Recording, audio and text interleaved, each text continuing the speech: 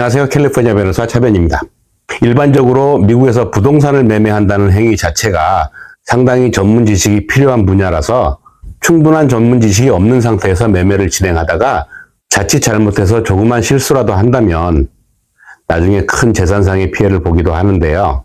그래서 보통 전문 지식을 갖추고 부동산 관련 라이센스를 소지한 리얼 에스테이트 브로커라든지 에이전트 분들을 통해서 매매 진행 절차를 처음부터 끝까지 의뢰하는 게 일반적이겠죠. 물론 브로커나 에이전트 분들이 꼼꼼하게 모든 매매 절차를 다 알아서 잘 해주시겠지만 바이어 본인이 직접 확인하고 챙기지 않으면 나중에 꼭 문제가 되고 그것으로 인해서 후회를 하게 되고 심지어 그런 실수 때문에 평생 나와 나의 가족들의 편안한 안식처가 돼야 할 그 집이 평생 스트레스의 원인이 되기도 하고 심지어 그 집을 지켜내지 못하는 그런 안타까운 일도 사실 비일비재합니다. 그럼 이런 일들이 왜 일어나는지를 살펴보면 대부분 부동산 매매에 관한 모든 절차를 처음부터 끝까지 오롯이 에이전트나 브로커 분들한테 다 맡기고 본인은 그저 무슨 내용인지도 모르고 뭐 사인하라는 대로 다 사인하고 그냥 끝나기를 기다리고 있으면 결국은 이런 문제들이 입주하고 나서야 알게 되는 거죠.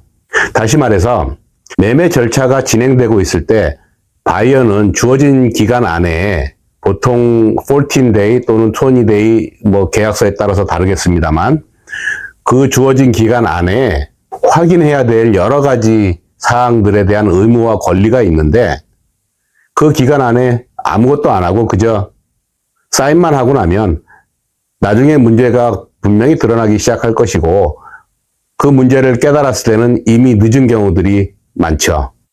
그래서 오늘은 미국, 특히 캘리포니아에서 집을 구매할 때 판매하는 입장에서의 필요한 정보들은 다음 영상에 제가 또 준비해서 올리기로 하고요. 오늘은 바이어의 입장에서, 바이어의 관점에서 본인이 꼭 직접 확인하고 결정해야 될 몇 가지 아주 중요한 사항들에 대해서 한번 다뤄보겠습니다. 우선 미국에서 집을 구할 때 꼭 체크해야 할 사항 두 가지가 있는데요. 첫 번째는 Real Estate Purchase Agreement, 그러니까 부동산 매매 계약서죠. 이거를 사인하기 전과 그 다음에 이 부동산 매매 계약서를 사인한 이후에 에스크로 절차에서 체크를 해야 될 사항, 딱 두 가지로 나눠지는데요. 첫 번째 먼저 살펴보면 부동산 매매 계약서를 사인하기 전에 집을 이제 샵어라운드를 하겠죠. 구매를 하고자 하는 그 집의 그 동네, 그 위치에 기후나 자연재해 발생 여부 이런 것들을 꼭 확인하셔야 되는데 그 이유가 물론 그런 위험 지역에 있는 그런 집은 안 사시는 게 좋겠지만 보험료 문제에서도 굉장히 예상치 못한 엑스트라 익스펜스가 들어갈 수 있어요. 그러니 내가 이사를 가고 싶은 그 동네에 산불이나 홍수나 지진이나 이런 위험성이 있는지 그런 조사 결과가 있는지 그런 것들을 한번 확인해 보셔야 되고 두 번째 그 집의 상태와 나이, 연령 뭐 미국은 아시다시피 뭐 30년 된 집이면 오히려 새 집이라 그러죠. 50년, 80년, 100년 된 집들도 뭐 얼마든지 많이 있고요. 그런 집들도 매매가 아주 왕성하게 잘 되고 있는데 물론 집이 100년쯤 된 그런 집이면 수리 보수해야 될 일들이 많겠죠. 그러니까 수리 보수 유지비 이런 것들을 감안했을 때 오래된 집보다는 그래도 뭐 20년 이내에 지어진 건물들 그런 건물들 쪽이 아무래도 좀 유리할 것 같고요. 그 다음에 그 집의 세금 관련 정보 꼭 미리 확인하셔야 돼요. 이 집 재산세는 얼마를 내는지 혹시 재산세 체납된 금액들이 지금 린으로 붙어 있는 건지 그런 것들을 확인 안 하시면 나중에 본인이 다 부담해야 되는 그런 경우도 생길 수 있으니까 그 다음에 주택보험료 그 주택보험료를 지금 현재 얼마를 내고 있는지 그것도 꼭 확인하셔야 됩니다. 그 다음 마지막으로 중요한 게 그 집이 만약에 커뮤니티 하우스거나 타운하우스거나 아니면 콘도거나 이럴 경우에는 호머너스 어소시에이션이 있죠. HOA라고 하는데 이 HOA 규정도 꼭 받아가지고 리뷰를 해보셔야 돼요. HOA 그 한 달 페이먼이 얼마인지, HOA의 어떤 제한된 사항은 뭐가 있는지, 예를 들어서 파킹장 같은 거 또는 커먼 에어리아 사용 규정 내용이라든지 뭐 이런 것들이 내가 생각하고 있는 어떤 규정과 맞지 않을 때는 상당히 불편해지거든요. 예를 들어서 내가 차가 2대가 있는데 파킹장 하나밖에 못 쓴다든지 이런 경우가 있다면 어떻게 해요? 할 수가 없잖아요. 어려워요. 나중에 그 파킹장 때문에 상당히 스트레스를 받기도 하고, 그러니까 HOA 관련 그 규정들 꼭 미리 확인하셔야 됩니다. 자, 이렇게 구매 계약서 사인하기 전에 꼭 확인하고 점검해야 되는 그런 사항들을 말씀드렸는데, 구매 계약서를 사인하고 나면 그다음부터 이제 에스크로에 들어가게 되는데, 이때부터 이 매매 절차 관련 서류들이 상당히 많이 있는데, 이 모든 서류에 대한 내용들 어떤 의미를 갖고 있으며 이 서류들이 나한테 뭘 얘기하는지를 정확하게 모르면 아무것도 모르고 그냥 사인만 하는 꼴이 되는 거죠. 사인을 하고 나면 본인이 다 책임을 지기 때문에 내가 사인하는 모든 서류는 내가 다 이해를 하고 다 알아야 합니다. 하지만 현실적으로 일반인이 이런 높은 수준의 전문 지식이 필요한 이 부동산 매매 관련 이 서류들의 모든 내용들을 다 이해하기는 현실적으로 불가능한 일이기 때문에 제가 지금부터 그래도 이거는 꼭 알아야 된다라고 하는 기본적인 서류, 기본적인 부동산 매매 관련 서류들을 한번 설명해 드릴게요. 첫 번째, 아까 말씀드렸던 Real Estate Purchase Agreement. 이거는 이제 집 구매 절차를 시작하는 서류죠. 셀러의 집에 대해서 이제 판매 계약을 맺게 된다는 그런 계약서인데, 거기에는 판매 가격, 조건, 에스크로 클로징 일정, 그 다음에 협상 내용, 컨틴전시 내용, 그 다음에 다운페이 금액, 뭐 이런 것들이 명시되게 되어 있죠. 여기에서 보통 바이어 분들이 가장 포커스 하는 부분이 이제 판매 금액 보고, 그 다음에 스퀘어 핏 정도, 이런 게 눈에 들어오니까 그런 거 숫자들만 먼저 보게 되시는데, 사실은 그것보다 더 중요한, 그거는 실수할 리가 없잖아요. 숫자니까 내 눈에 바로 보이는 거고, 내가 가장 관심 있는 게 가격일 테니까 그 부분에 대해서 실수할 부분은 거의 없지만, 대부분 실수하는 부분이 이제 다운페이 부분과 컨틴전시 부분이에요. 이 다운페이와 컨틴전시 부분은 너무도 중요한 내용이기 때문에 제가 잠시 후에 따로 자세히 설명드리기로 하고요. 이 Purchase Agreement를 사인하고 나면 그 다음에 이제 Escrow Agreement라는 것을 사인하게 되는데, 이 Escrow Agreement는 이 특정 에스크로 컴퍼니를 지정을 하게 돼 있죠. 뭐 셀러가 지정할 수도 있고 바이어가 지정할 수도 있고, 둘이 합의하에 어떤 회사 에스크로 컴퍼니를 지정을 할 수 있어요. 그 에스크로 컴퍼니에다가 모든 돈을 다 그 판매 대금을 맡긴다는 뜻이에요. 판매 대금을 맡겨놓고 모든 절차가 완벽하게 다 이루어지면 이 에스크로 컴퍼니에서는 이 약속된 판매 대금을 셀러한테 넘겨주는 그런 절차를 맞는데, 이 에스크로가 클로징 한다, 그러면 이제 끝난다는 뜻인데, 이 끝나기 전에 바이어와 셀러가 공통적으로 제출을 하거나 받아봐야 될 그럴 서류들이 굉장히 많고요. 또는 다른 전문기관, 외부 전문기관을 통해서 어떤 리포트를 받아야 하는 그런 경우들도 많이 있습니다. 우선 첫 번째로 이 에스크로 기간 중에 받아봐야 할 서류가 타이틀 리포트라 그러죠. 등기 관련 서류인데요. 이 등기 관련 서류를 꼭 확인을 해서 셀러와 이 등기에 나와 있는, 타이틀에 나와 있는 사람이 일치하는지 확인하셔야 되고요. 이 타이틀 리포트에 보면 이 집 등기에 관련된 여러 가지 제한사항이나 조건들이 정확하게 나와 있어요. 뭐 그런 제한사항들이 전혀 없으면 깨끗하겠지만, 이주먼이 있다든지 세금 체납이 있다든지 아니면 소송 관련 판결문, 린이 붙어 있다든지 이런 것들이 있으니까, 또는 이 집의 타이틀 오너, 소유주가 한 사람이 아닌 경우도 있겠죠. 부부일 수도 있고 아들과 부모가 같이 있을 수도 있고, 또는 제3자 또는 리빙 트러스트가 되어 있을 수도 있고요. 여러 가지 사항들이 있으니까 그런 상황들에 대해서 어떤 문제가 되는지 그걸 꼭 확인을 하셔야 됩니다.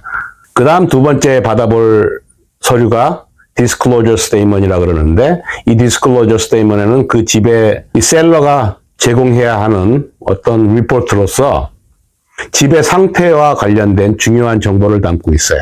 예를 들어서 집의 과거 수리 보수 내역이라든지 환경 위험 같은 거, 지진, 홍수, 산불 위험 등이 있다든지, 뭐, 정부로부터 어떤 노티스를 받았다든지, 뭐 이런 정보들이 거기에 수록되게 되어 있으니까 이 디스클로저 스테이먼을 꼭 확인하셔야 됩니다. 그리고 여기에 어떤 문제가 있다면 이걸 시정할 수 있는 것인지 시정할 수 없는 불가능한 것인지를 먼저 파악을 하고요. 시정할 수 있다면 셀러한테 시정 요구를 하고 만약에 그것이 이루어지지 않는다면 캔슬을 할 수 있어야 됩니다.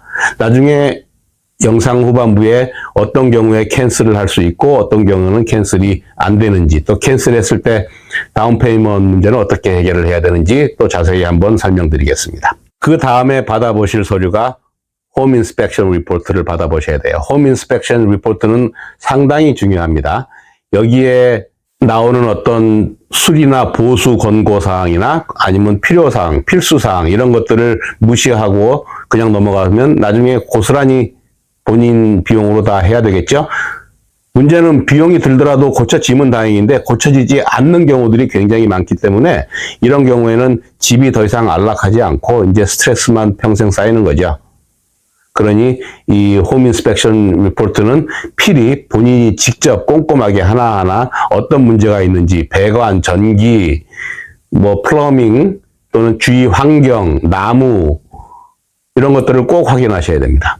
그 다음 받아볼 서류들이 이제 론 다큐멘이라 그러는데 론 다큐멘은 보통 본인이 론을 어프로브를 다른 본인 거래 은행에서 어프로브를 이미 받고 시작하는 경우도 있겠지만 보통 지불 결정을 하고 purchase agreement를 사인하게 되면 이제 부동산 에이전트 분들이 소개를 하죠. 뭐 캐시 주고 사는 거 아니면 은행에서 몰기지를 얻어야 하는데 이 몰기지 다큐멘도 상당히 중요해요. 내 집값은 전부 여기서 나오는 거니까 뭐 알아서 하겠지 하고 맡겨두시다가는 나중에 이자율의 차이에서 큰 손해를 볼 수도 있고요. 예를 들어서 예전에 코로나 이전에 뭐 3%, 3.5% 하던 몰기지율이 지금 7%, 8% 심지어 10%까지도 가잖아요. 그러면 벌써 2배 이상 몰기지가 올라간 거예요.